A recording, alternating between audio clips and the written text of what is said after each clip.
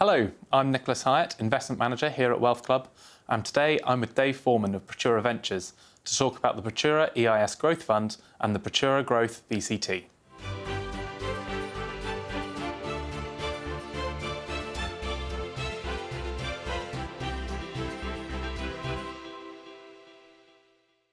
For those who aren't familiar, would you mind telling us a little bit about Praetura Ventures and your own background?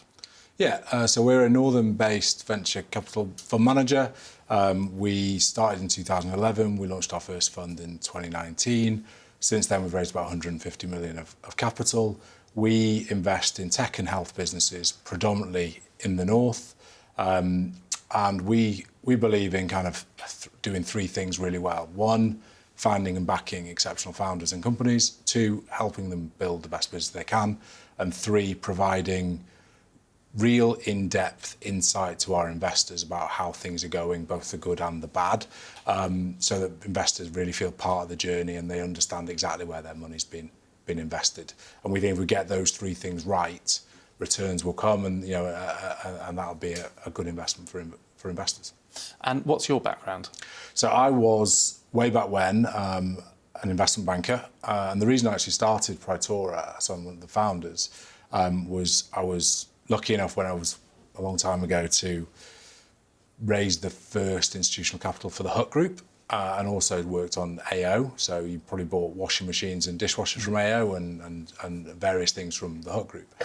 And given they floated respectively for 6 billion and 1.3 billion, you'd think that raising money would have been really, really easy. And it was anything but. So both sets of founders wanted a local.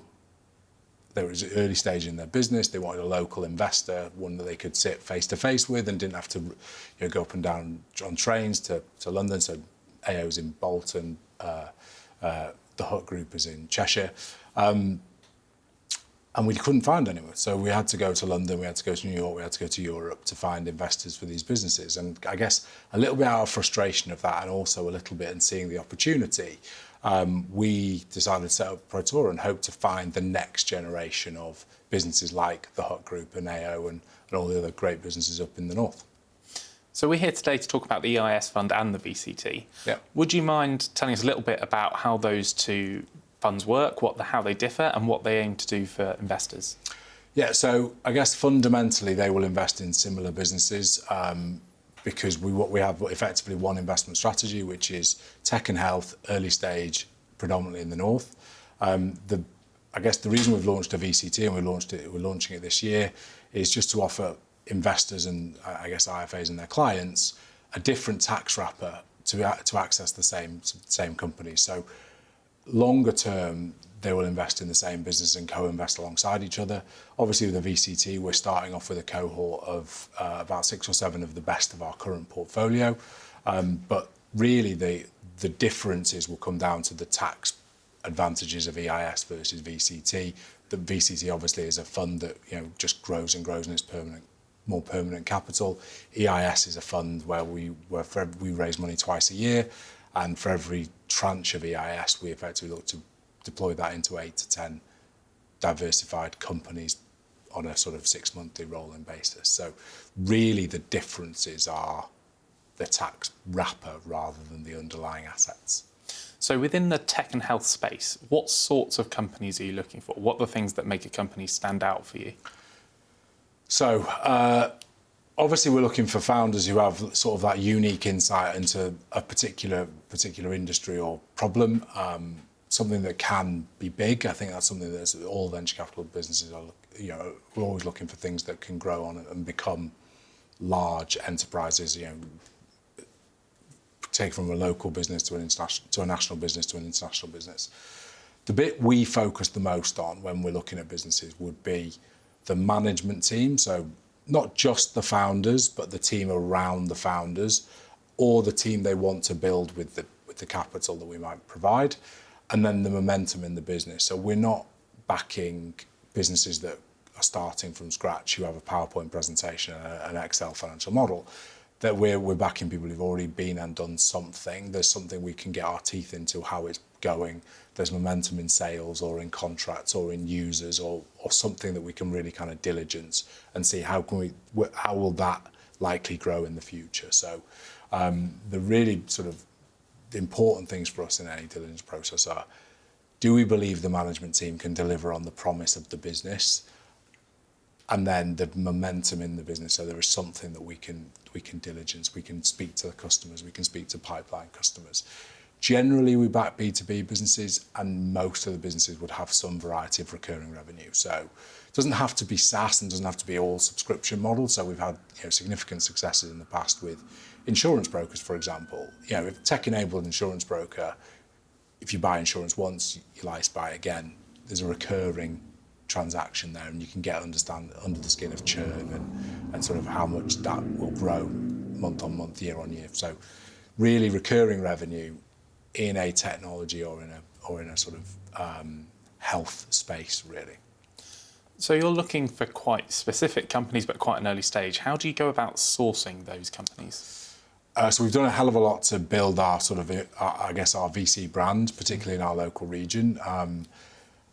And therefore we see quite a lot naturally. We have about 150 to 200 applications through our website every single month. That equates to about 3 billion of funding opportunities every year.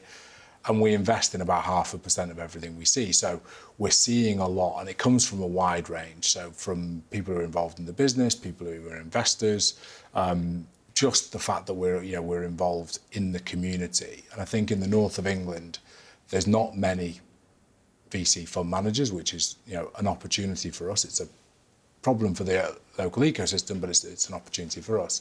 And I'd like to say, by far the most active in that market.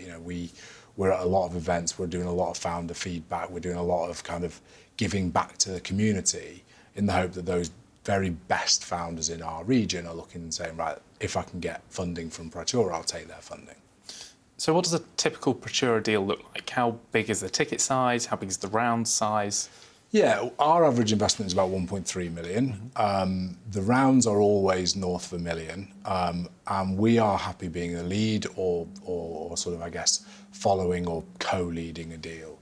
Most rounds would be in between 2 to 3 million, where we're providing the majority of that.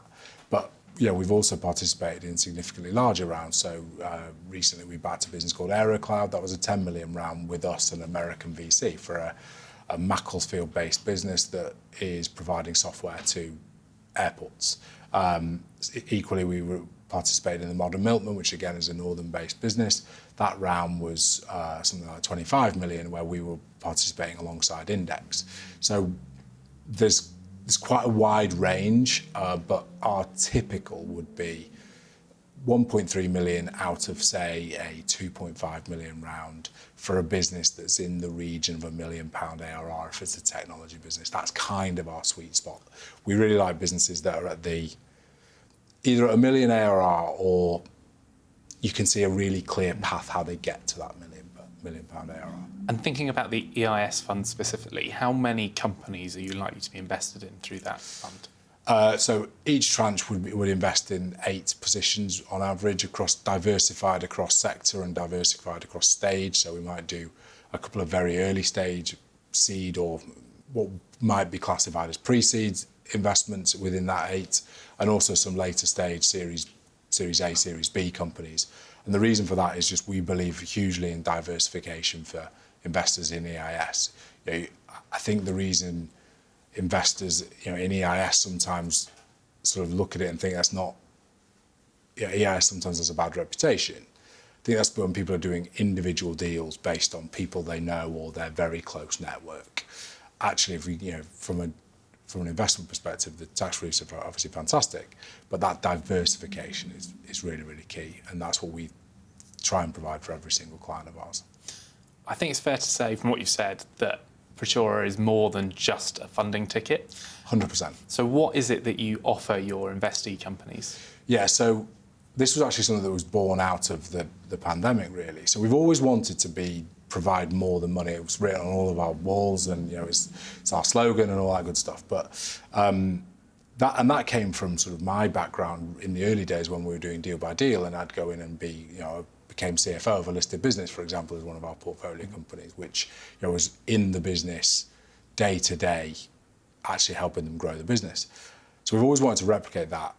And then, obviously, with the pandemic hit, and I was very lucky. I was, for those of you who remember pandemic, the world was upside down, very sort of scary time for everybody. And I was really lucky. So a guy called Steve Corns, who was CEO, CFO at AO, so floated the business for 1.3 billion, was an investor in our first fund. And me and him got talking, and an ad hoc conversation became a weekly conversation, became sort of formal mentoring.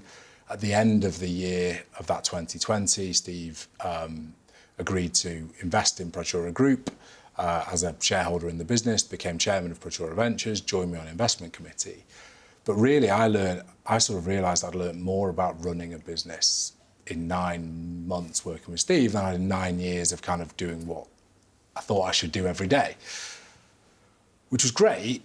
But the second realisation for that was, how brilliant would it be if every single founder in our portfolio got that level of support from their fund manager? So with that, I set out to create what we now call operational partners.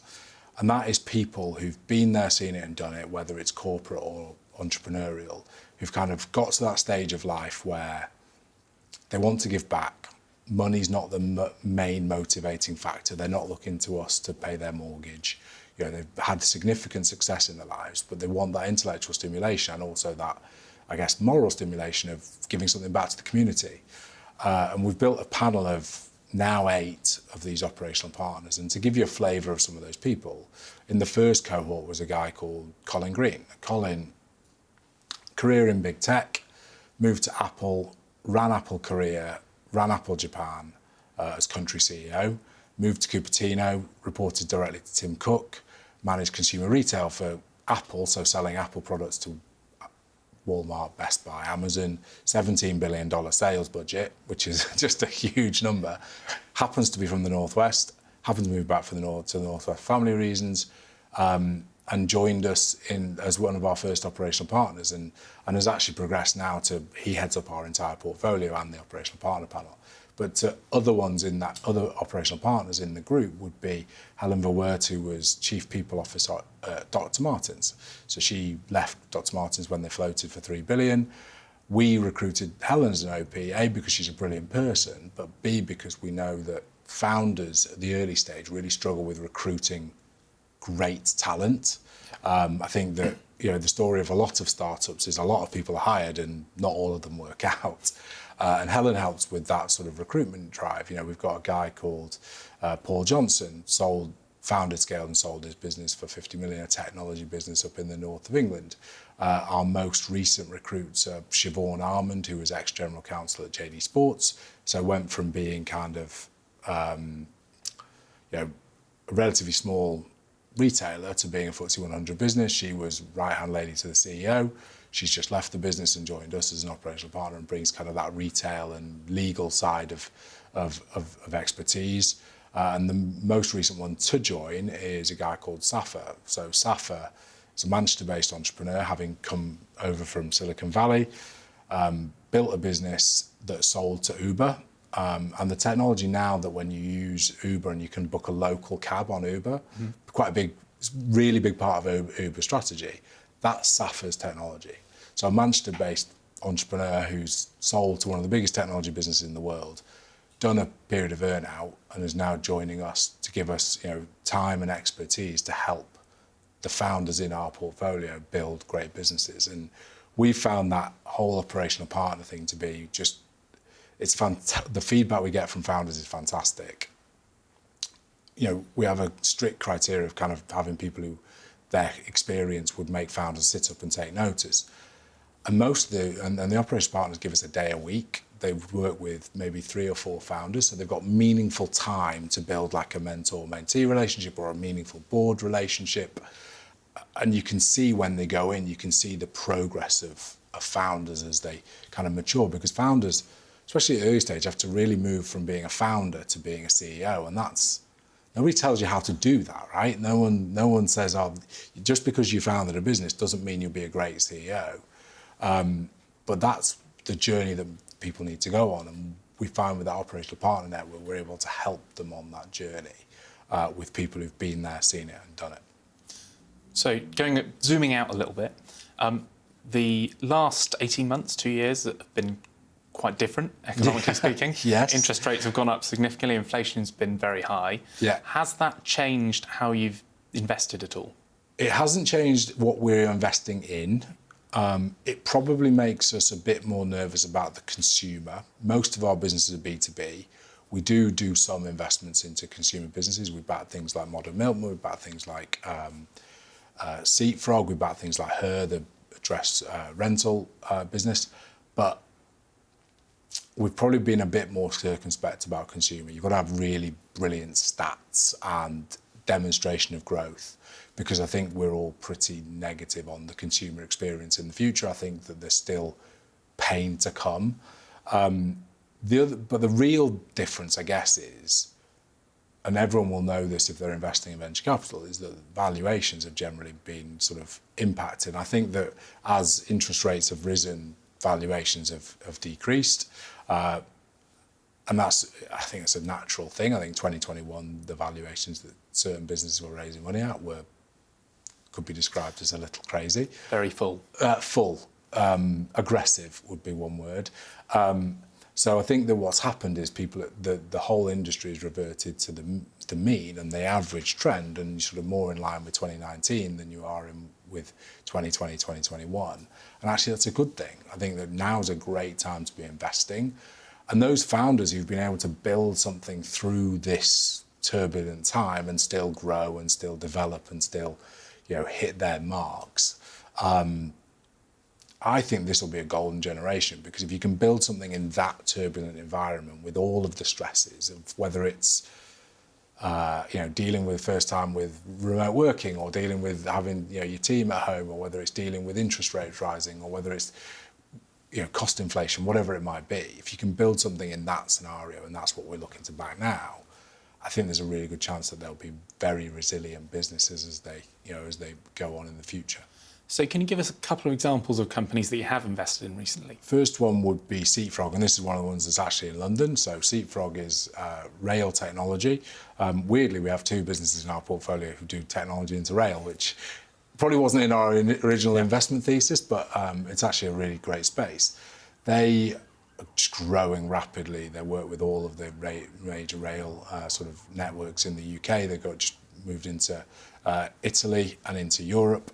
And what they provide is technology that sits within the platforms of every rail operator.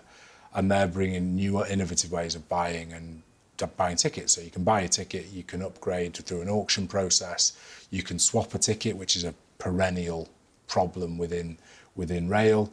And also they're giving huge amounts of data back to the rail operators. So obviously there's a lot in the news about rail at the moment, HS2 and all that sort of stuff. But one of the big things in rail is data and understanding customers, and need for, just understanding who their customer profile is, what routes people are using. So Seatfrog provides a lot of that data to the end users, but also provides innovative products to consumers. I mean, I'm going back on the train back to Manchester today. I've upgraded on Seatfrog. Very, very, very efficient and price conscious, and it's just a brilliant business. And since we've invested, so it was earlier in 2023, they're growing very, very quickly. But really importantly, they're massively bringing the burn down. And that's a huge thing. So they were obviously investing a lot in technology. They kind of got through a lot of that, and now they're, I guess, reaping the rewards of having built that technology.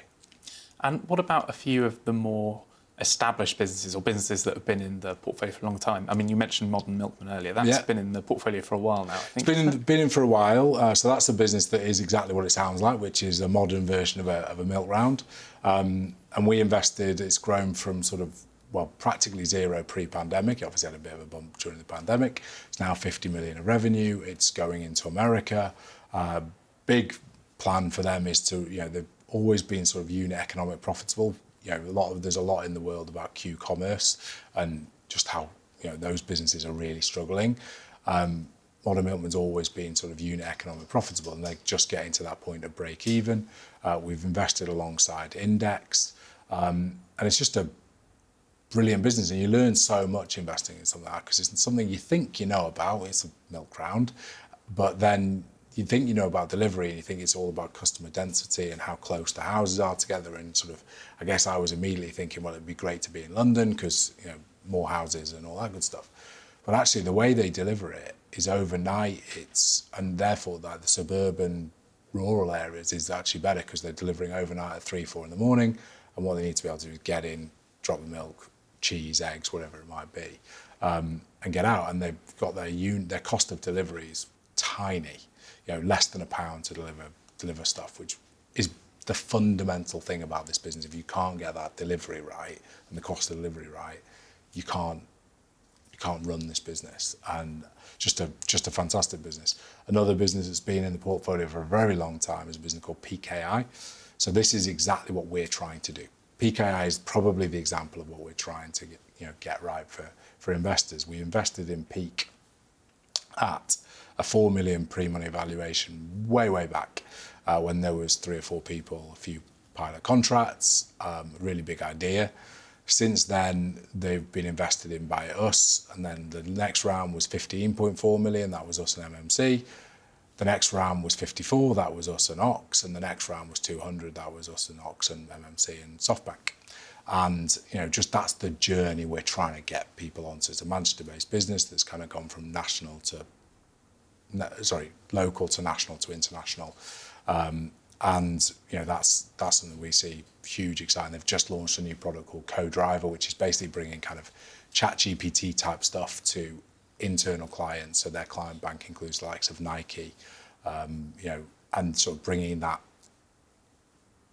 understanding of a business using generative AI to real world, large scale enterprises. It's a fantastic business.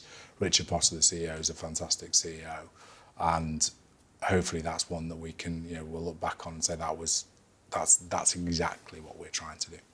So obviously it's very early days for the VCT. Yes, and very. Quite early days for the EIS. But Yeah. Have you had any exits that you're able to talk about?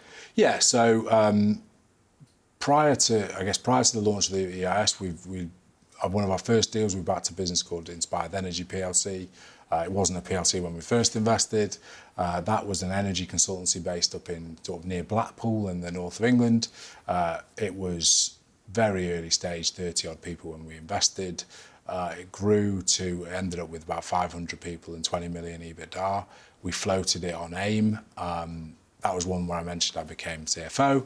That was a baptism of fire, as it was the first job in finance with a CFO of the listed business.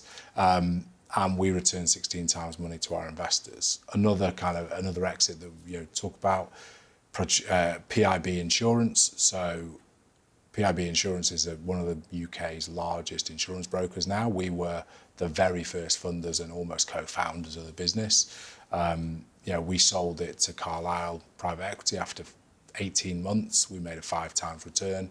That's gone on since and was recently bought by Apax in a secondary for 1.3 billion. And I guess another one would be EC3, and another insurance broker that works with Lloyd's, and we turned 600 grand of investment into 12 million for our investors, a 20 times return. So we're still waiting to make our first exit out of the 2019 fund, but that, you know, we invested that between late 2019 and 2020. So, you know, we're just getting out of the EIS period now, where we're looking to, this year and 2024 will be where we're starting to make exits out of that fund.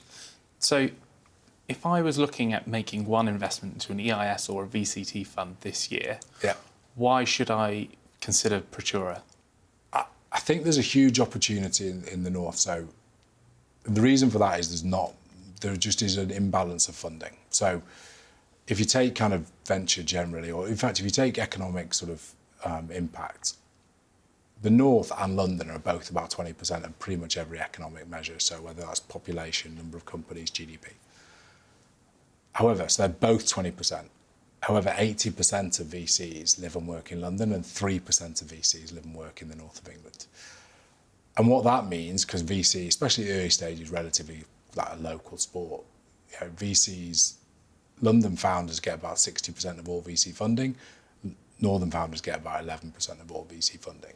And if you said that London funding was right, and that's the right number for VC capital per pound of GDP or per person per capita.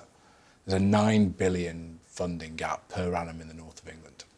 Now, that's not a right number, right? That's just not, we're not saying we need 9 billion of funding to early stage founders in the north of England. What we are saying is that too much capital goes into London, which means that there's a dilutive effect there, that some less good, less exciting companies are raising capital in London, often at higher valuations, but only the very, very best of the northern founders are raising money. And we would like to class ourselves as a VC of choice in the north of England. So the very, very best of the very, very best in the north of England are choosing to work with us.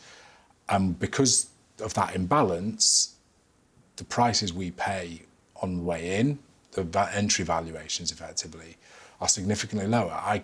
It's hard to prove because no two companies are the same, but my guess is that valuations in the north of England at the early stage are about 30%, 40% cheaper than that for the same sort of company in London. And if we can get them at that early stage and then take them from local to national to international, we can benefit from significant arbitrage. So that's why you'd invest in the north. I guess the other reason for IFAs and clients to consider it is not necessarily as I should invest in Praetura versus other, and no other VCTs or EIS funds, but actually as a diversification play. Because what happens in this industry, especially given what I talked about there in London, a lot of VCs are in the same deals. They're seeing the same deal flow. They're seeing the same opportunities. They're in there's lots of clubs of investors in the same companies, and that's good.